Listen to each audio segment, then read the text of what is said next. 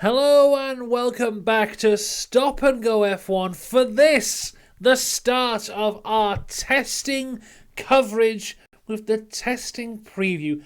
I cannot tell you how excited I am for this week. Honestly, testing is one of my favourite parts of the F1 season. I'll be up bright and early tomorrow morning. I've taken the day off work just to sit down and watch cars go round the circuit for about 8 hours.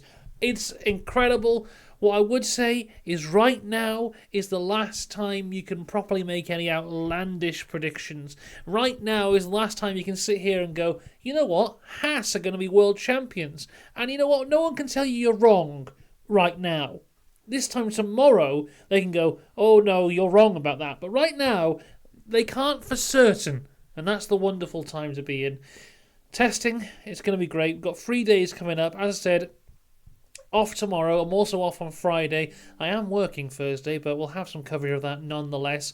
Every day, at the end of the day, there will be a testing roundup here on the channel, so make sure you subscribe for all of that. But in this preview, what we're going to look at, there's a little bit of news to look through firstly, so we're going to have a look at that. Have a look at some of the teams who have announced their testing schedules. The Pirelli tyre allocation has been announced, which sounds very boring, but is actually quite interesting.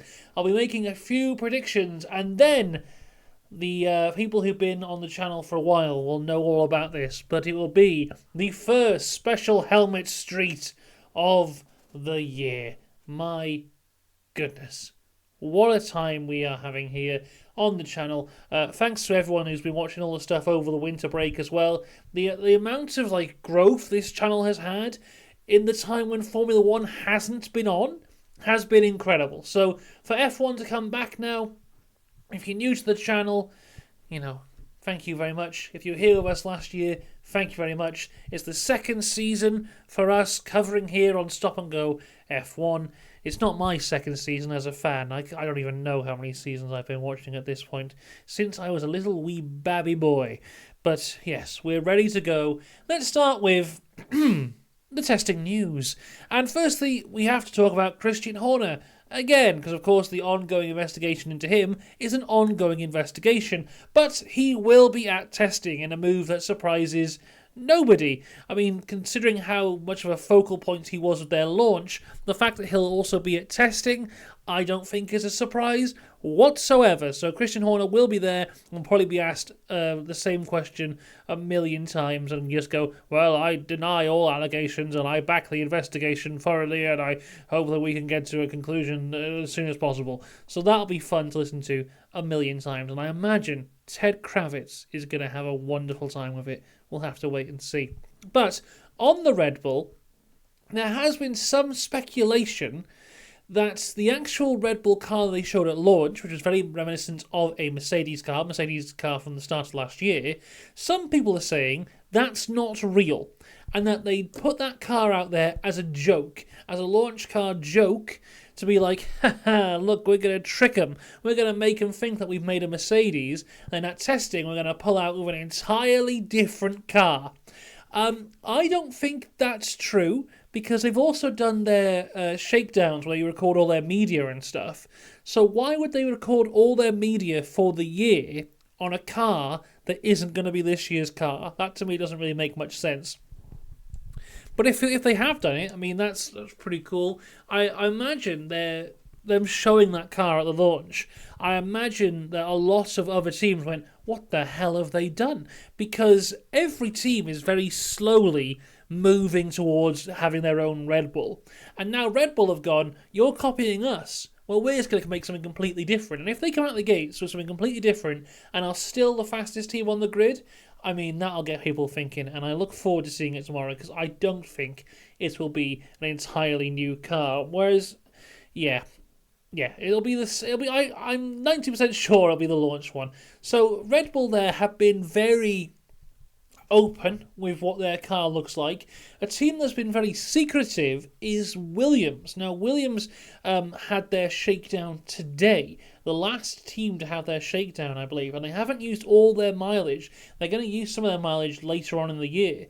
But there is lots of speculation and lots of eyes on the Williams. Of course, this is the first car that James Vowles has been fully involved with since its start. So that's a big part there. And of course, he's been fantastic as the Williams team principal since he came in.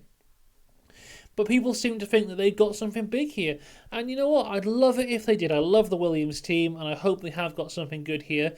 A reason that James Vowles has said for splitting the shakedown mileage is it seems like they're going to be having a big upgrade path on this car, and the car at the end of the year may look drastically different from the start, so they don't want to spend all their media time filming a car that won't be used all year. So big things for Williams this year, definitely ones to watch.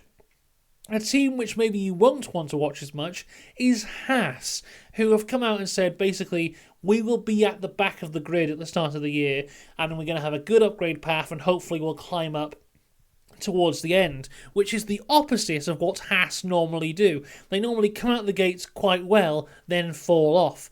So Haas this year have said that their time in testing will not be necessarily about understanding the car or finding performance. It is more about trying to understand their tyre overheating issue. They have made moves to try and seduce. That's not the correct word. To minimise, let's use that word, to minimise the tyre overheating issue, but they're not 100% sure if it has worked yet or not. So the testing will be trying to understand the tyres and the car's effect on the tyres. If you remember the Haas from last year, it was fantastic in qualifying and awful in the race, due to the fact that when the car came out the pits, the tyres were already in that peak operating window of heat, and they could do one lap really well, getting the best out of the tyres. As soon as they had to do a second lap, the tyre had melted to pieces, which is why you'd see Kevin Magnussen, who isn't necessarily as good as at maintaining the tyres, he would often be seen in the pits on like lap 4 or 5 or something like that in a race, just because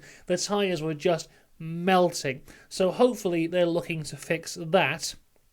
Looking ahead now to testing schedules, which is it's quite interesting because normally by now, if I remember correctly, we normally know every team and they've gone, right, here's what we're going to do. But so far, as I sit here at 5:30 on Tuesday afternoon, only 3 teams have announced their schedules, and out of the 3 of them, only 2 of them have announced their schedules for the entire 3 days of testing. So Alpine have come out and announced their schedule. So tomorrow, Ocon will be in the morning session, Gasly in the afternoon. Then going forward to Thursday, it's Gasly in the morning, Ocon afternoon, and then Friday, Ocon in the morning, Gasly afternoon. For Ferrari, it'll be Leclerc in the morning tomorrow, Sainz in the afternoon, then they're swapping it for Thursday, then back to it for Friday. Mercedes are the final team to announce their schedule thus far, and they've gone for something very interesting. They're doing something like what Red Bull did last year. So tomorrow, it is George Russell in the car all day. Then on Thursday, Lewis Hamilton will be in the car all day. Then Friday, it is Lewis in the morning and George Russell in the afternoon. So if you're a Lewis Hamilton fan, he's not going to be there tomorrow. He'll be in the car anyway. He'll be there on Thursday. So that's an interesting one from Mercedes. Now, let's talk about Pirelli tyre allocations. Hooray! That's what we all want to talk about. Here we go. This is what they've given us here. So we have the full range of tyres from C1 to C5, the intermediates and the wets. What's grabbing my attention here? So C5 are the softest of the tyres, so the quickest. They last the least amount of time, but they are the quickest set of tyres. Very, very, very rarely used in the actual F1 season. I think maybe Monaco you might be able to use them, but apart from that, we barely ever see them. So it's no surprise that they are the least picked of all the tyres here. What is quite interesting, though, is the teams that have gone for them. So you only have a certain amount of tyres. You can split them in whichever ways you want. No surprise, the most popular ones are the C3 tyres, which is just the normal, in-the-middle, run-of-the-mill tyres. Not too hot, not too cold, just right. Not too hard, not too soft, just right. And what else did the Free Bears do? I can't remember. But anyway, so the C5 tyres, the softest of them all, Red Bull have taken none, Mercedes got 2 sets, Ferrari 2 sets, McLaren none, Aston none, Alpine none, Williams none, Racing Bulls none, the Stake F1 team Kick Sauber 2 sets, Haas none. So what that really tells me at this point with this is we may see some glory runs. So, at the end of the day, put the softest tyres on, put the fuel down, and go out there and go as fast as you can, try and get at the top of the times. I think that's what Alfa Romeo did last year. I think Zhou was like top on day 1 or something, because they did exactly that. And everyone went, you may be top, but we know why you're top. So it's interesting that teams like a Red Bull, McLaren, Aston, Alpine, Racing Bulls, and of course Haas are not interested in those glory runs. They're interested in more real world running.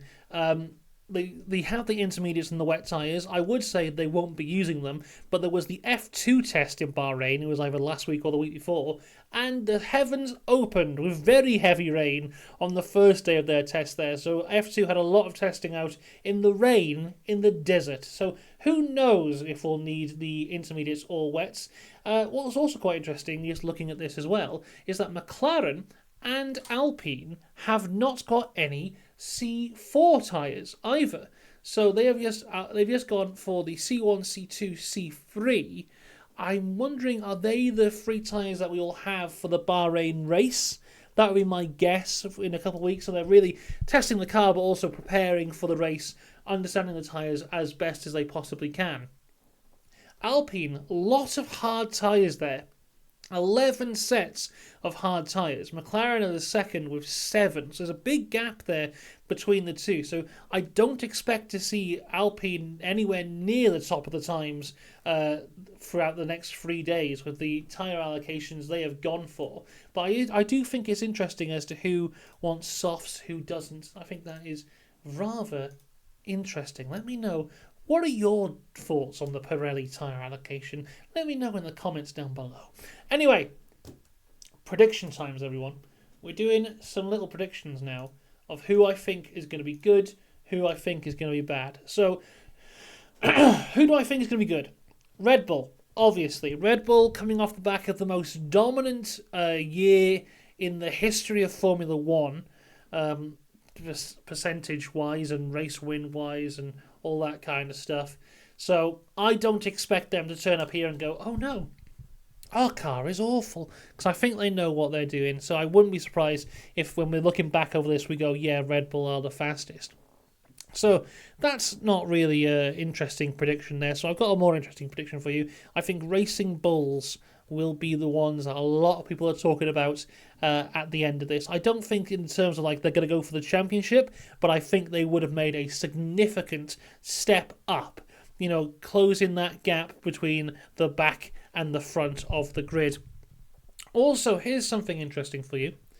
I put this out on the community tab the other day. So here is the Racing Bulls car, and since I saw this, it's been reminding me of something, and I didn't know what it was. For ages, I did not know what this car was reminding me of. And then, the other day, it hit me.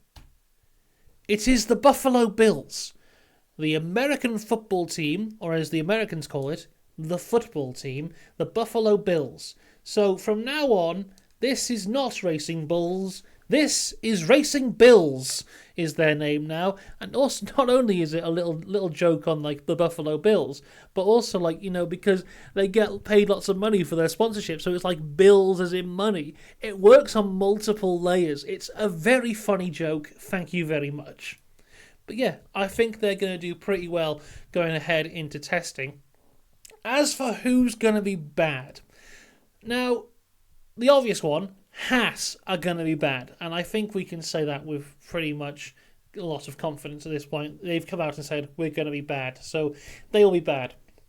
Another team I'm not too confident about is Alpine. We've just seen then they brought no C4 or C5 tyres, so they're not going to be lighting up the leaderboard in any way, but I just don't have much confidence for Alpine, ever.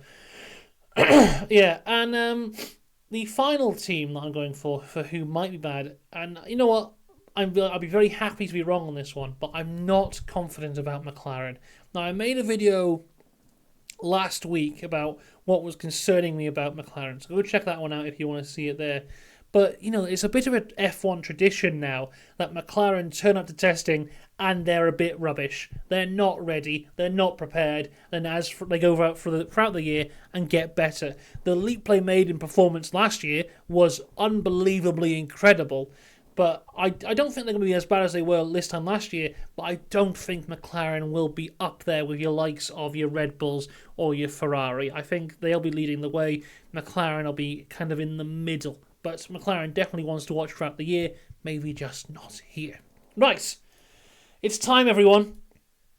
It's time for Special Helmet Street. Now, normally we only do this if people are bringing special helmets to races. But as it's the start of the year, I thought, why not just go through all the helmets and have a look at them all, because they're all pretty cool this year. Everyone's helmet has been released apart from two people. Lewis Hamilton has not yet released his 2024 helmet yet, and the man who I gave the award to for the king of Special Helmet Street for 2023, Valtteri Bottas, is yet to release his helmet this year. So he's saving up something hopefully very special for a man who knows all about Special Helmet Street. So let's begin with Carlos Sainz. Now, I like this one a lot. So it's his typical Ferrari helmet with the Spanish flag around the back. But now that Ferrari have moved their kind of colours to the red and yellow, the integration of the Spanish flag looks better than ever. So great stuff from Carlos. Wonderful start there. Going to his teammate in Charles Leclerc. Very similar for him as well, but supporting the Monaco flag rather than the Spanish one, of course. The only thing I would say about the Ferrari guys, is they're just a little bit too similar. But, you know, when you're driving for Ferrari, you've got to go red, haven't you? Of course. Sergio Perez, not too different from what he had last year, really.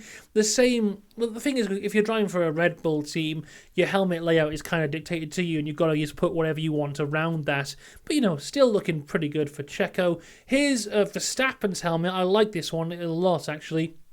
It's quite a simplistic design for him, a bit of a throwback to his karting helmet, but there is a lot of little chrome pieces, like the lion up here is chrome, the circle around the top is chrome as well. I don't think it shows too well in this photo here, but we'll probably see tomorrow. I think that chrome pops really well, so that's a really nice one from Max this year. Oscar Piastri hasn't gone too different from last year, kept it pretty much the same. The new Monster Energy sponsorship from McLaren is a heavy focal point on both helmets this year, but looks very good. Here's his teammate, so Lando's is fantastic. I don't even know how to describe this design. What it reminds me of is, if you are a UK-based person of a similar age to me, you may remember the CBBC little green alien blobs that used to kind of like fill up the screen in between programmes on CBBC. That's what it reminds me of. But apart from that, I think it looks very good. Well, even with that, I'm a big fan of the alien blobs. Logan Sargent, this one's fantastic. I think with the new white driver suits here, the racer suits, this helmet looks even better. Of course, American flag. He is an American boy. And I think this looks really good with the new colour scheme of the attire of the driver this year. Fantastic stuff from Logan Sargent. Alex Albon. Now, he's someone else who knows Special Helmet Street very well. Looks like a matte livery on the helmet there. I'm not really sure what the design is, but I like it. And also, I think that's his new logo here on the front. He used to have like a big spiky A, but now it's a big A. Then in the middle, there's a little A in like the outer colours. It's very clever stuff from Alex Albon there. Daniel Ricciardo, very similar to last year, but I love it. It's a great look. I love the fire. It's like those classic school disco shirts. Like it a lot from Daniel Ricciardo. I think this is one of my favourite helmets of the year, and I think he'll be a frequent visitor to Special Helmet Street as well, so that's one to look forward to. Yuki Tsunoda has gone for very similar from last year with the leaves. Are they maple leaves, like ode to Canada, maybe, or are they the devil's lettuce? Is it a bad boy? Yuki Tsunoda. We won't know, but the colours are a little bit different, but it was a very good helmet last year. It's a very good helmet this year. Fernando Alonso has gone to a classic look here. Not his out-and-out classic colours, but still looking pretty good. What I do like is the Aston wings off of the visor. I think Lance had that last year as well, looking very good. Stroll has gone for a very nice helmet here as well. Hasn't got the Aston wings, but I think it blends in very well with the car. I like it when a driver has a helmet the same kind of colour scheme as the car. So this one is the Aston green with black carbon fibre on it. It looks very nice. This is Kevin Magnussen's helmet. This is the only photo we've got at the minute, because an official photo is yet to be released. But I like this one a lot. Really nice colours. Looks like a bit more matte as well, so that is good. And here's Esteban Ocon for the black and red this year. Very reminiscent of his Deadpool helmet. I should know the name of Deadpool. I am from Wrexham. Deadpool helmet from last year, but it's not the Deadpool helmet, but it looks just like it. And there you go, that's all we've got there. Where's Nico Hulkenberg's? I forgot to get a picture of Nico Hulkenberg's helmet. 1 second, everyone. Nico Hulkenberg. I'm Googling it. 2024 helmet search. Come on. Where's it gone? Oh, dear. My internet's being slow. Oh, God. Yes, here we go. Google Images, everyone. Look, it's opening in another tab. Oh my god, this image is too big. It's a disaster. Zoom out. I like it though. It's, green because he's the Hulk, but with the white of Haas, looking very nice. So overall, there's no bad helmet designs there. All very good. I look forward to seeing what Bottas and Hamilton bring to the table as well. We won't see Hamilton's tomorrow, will we? Have to wait for Thursday. Lewis making us wait a very long time. But there you go. There is the testing preview. Oh. Wow, I'm very excited, as I said. I don't know if I've answered anything here, but I feel Red Bull, Racing Bulls, Ferrari are my top three for good performances. And at the back, Haas, Alpine, maybe McLaren. We will wait and see. All of this will be revealed tomorrow, and of course I'll be here to talk through all of it after watching 8 hours of Formula 1 cars going round and round in circles and probably crying tears of joy. Until then, though, I'll see you tomorrow. Have a good one. Goodbye!